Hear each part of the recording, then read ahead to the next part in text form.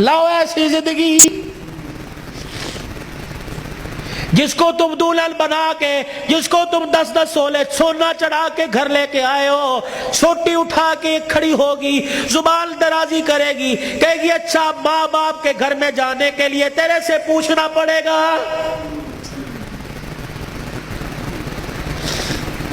اے علی رضی اللہ عنہ اپنی بیوی فاطمہ سے کہہ دے تیری بغیر اجازت کے تیری بیوی کو گھر سے باہر کوڑا پھینکنے کی بھی اجازت نہیں ہے۔ سامنے خالد بن ولید رضی اللہ تعالی عنہ کا مکان تھا۔ اے علی تیری بغیر اجازت کے تیری بیوی فاطمہ کو سامنے دروازے میں کھڑے ہو کر خالد بن ولید رضی اللہ عنہ سے بھی رضی اللہ عنہ کی بیوی سے بات کرنے کی بھی اجازت نہیں ہے۔ جب تمہارے نکلنے کی دیر ہوتی ہے تمہاری بیویوں کا پتہ ہی نہیں ہوتا کہاں ہے، کبھی کہیں بیٹھ کے تعویذ لا رہی ہے، کہیں فیصلہ آباد دوڑی ہوئی ہے، کبھی کسی کے ساتھ سارے میرے بھائی نے، کبھی کسی کے موٹر سائیکل پہ جا رہی ہے، کبھی کہیں یہ بھائی تو لے ڈوبے، اصل بھائیوں کو بھائی نہیں سمجھتی، محلے داروں کو بھائی سمجھی بیٹھی ہے۔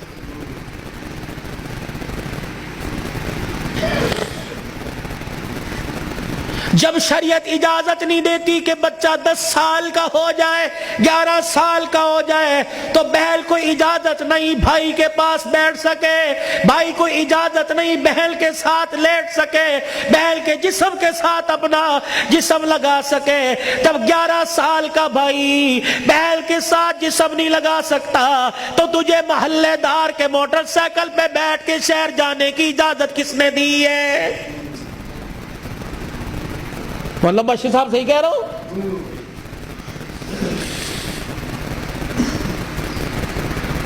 ابا جان ناراض نہ ہونا، نبی بھی نبی تھے، ہائے کہ میرے علی میں فرق ہی کوئی نہیں، علی کہاں میں کہاں، اب تجھے لے جانے کے لیے علی سے اجازت لینی پڑے گی۔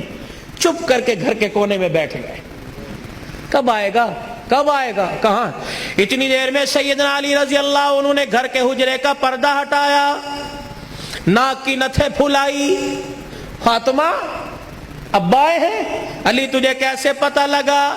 کہ ویڑا بتلا رہا ہے، نبوت کی خوشبو سے مہک رہا ہے۔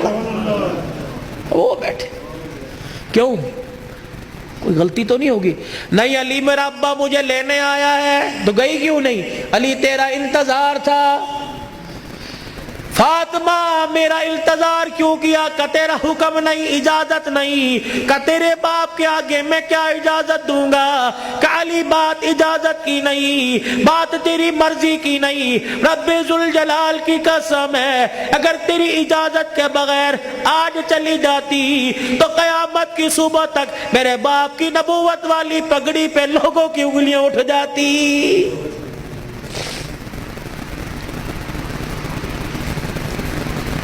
اگر یہ میرا پیغام بہنوں تک جا رہا ہے، بیٹیوں تک جا رہا ہے، خدا کے واسطے لڑنے سے پہلے سوچ لینا میرے باپ کے بالوں کی سفیدی رل جائے گی۔ گھر کے اندر زور زور سے بولو گی، محلے والے کہیں گے فلانے دی تینے ویکی تماشا لگا رکھا ہے، رب اکبر کی قسم ہے تیرے باپ کی پگڑی رل جائے گی۔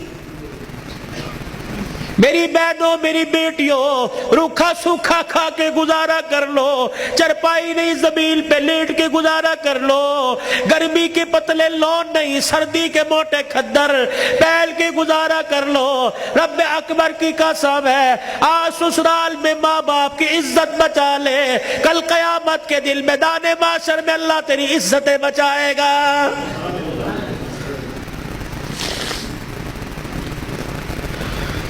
علی رضی اللہ تعالیٰ عنہ کہنے لگے جلدی جا۔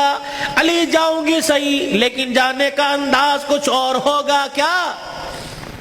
کہ علی جب گھر سے نکلوں میرے ابا کو آگے آگے کر دینا، درمیان میں مجھے کر دینا، میرے پیچھے آپ چلنا۔ حضرت علی رضی اللہ تعالیٰ عنہ کہنے لگے اس میں کیا حکمت ہے؟ کہ علی جب باپ کے گھر پہنچوں گی، ابے کے گھر کی دہلیز پار کروں گی، اس وقت تجھے بتلاؤں گی۔ رحمت والا نبی گھر سے نکلے، جہاں حضور قدم رکھتے سیدہ فاطمہ الزہرا وہیں قدم رکھتی، اس کے اوپر حضرت علی قدم رکھ کے نشان مٹا دیتے۔ جب نبی کے دروازے پہ پہنچ گئی، رحمت والے نبی کے گھر میں داخل ہو گئی، حضرت علی پوچھنے لگے فاطمہ قدموں کی نشان کیوں مٹائے؟ اپنے چہرے کی طرف اشارہ کیا، اے علی جب سے ہوش سنبھالا اس چہرے کو علی المرتضیٰ نے دیکھا یا محمد الرسول اللہ نے دیکھا، میں چاہتی ہوں جیسے چہرہ غیر محرم کی نظر سے بچا ویسے پیر کا قدم بھی غیر محرم کی نظر سے بچ جائے۔ میں نے باپ کے قدموں کے نشان پر قدم اس لیے رکھا زمین کے ذروں سے پردہ ہو جائے، اور اپنے قدم پر تیرا قدم اس لیے رکھوایا کہ میرا پردہ آسمان کے ستاروں سے بھی ہو جائے۔ تو پھر ایسی گود کے اندر حسین نہ آتا تو کون آتا؟ ایسی گود کے اندر زینب نہ آتی تو کون آتی؟ ایسی گود کے اندر حسن محسن نہ آتے تو کون آتے؟